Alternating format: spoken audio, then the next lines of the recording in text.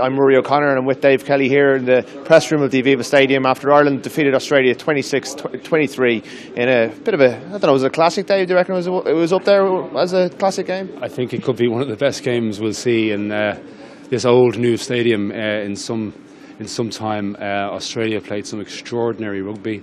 Ireland had to mine ceaseless resources of spirit and defensive doggedness to keep Australia out at the end.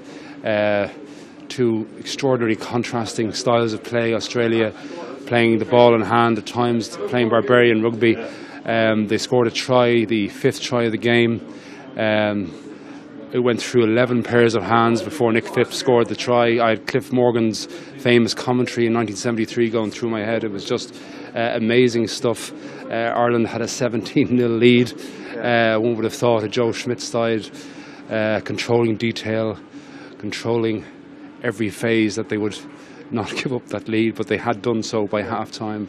But they still managed to fend off the Australians in the second half, and even in the last 15 minutes when they were a bit reluctant to use their bench, and Australia utilised their extraordinary bench with Quade Cooper coming on and Will Genia coming on and Big Will Skelton, as he's called, coming on, they still repelled them. It was an extraordinary win, and in this defining World Cup year and with the Six Nations trophy to defend, this could just be an extraordinary defining result for this Irish team. It was two of the older men in the team who stood up in the last couple of minutes. Mike Ross wins the penalty in that scrum. Paul O'Connell driving Aussies back on the last play, and to me the moment, like kind of those last moments where Australia were going through the phases, brought to mind last season, and the kind of, I don't know if capitulation is too strong, but the kind of the New Zealand march on the Irish line in the kind of dying stages. But Ireland stood up this time. There was one time when there was 13 men on kind of fit men on the field before Carney and Sexton were hauled off.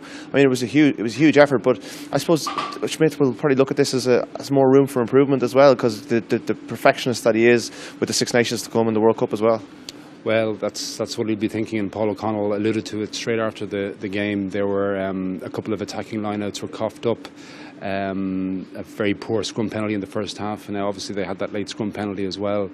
And Ian Madigan could have kicked the ball out, even though it would have been on the full, but just to get the ball off the field, because they only had 13 men defending, and Australia were attacking from phase pay and always making ground and making gain lines. But just Ireland had bodies in there, and they just it was almost it's almost beyond analysis, because the last 5-10 minutes was just about spirit and endeavour and getting bodies in, and Simon Zebo, I think, needs to be kind of singled out in terms of a lot of the game went down his wing in both halves, and he just put his body on the line, whether in the air or on the ground. Wasn't always technically the best thing to do, but it just, they were just selfless in their endeavour, and it was an extraordinary effort. And just in terms of belief, okay, you can analyse, and there'll be endless exhaustive analysis and nitpicking from inside the camp and outside the camp, but just in terms of a commitment to the cause, I just thought it was extraordinary. It leaves Ireland in a really strong position at the end of 2014. A clean sweep in November, Six Nations champions, one defeat all season in Twickenham, which is a place where it's hard to get a win. It's not a bad place to be in going into a World Cup year. Yeah, and they have the favourable Six Nations draw, such as it is. I think one of the abiding kind of themes, I suppose, if you want to look at this breathless game in a composed manner, which is very hard to do. The crowd were extraordinary the last 20 minutes.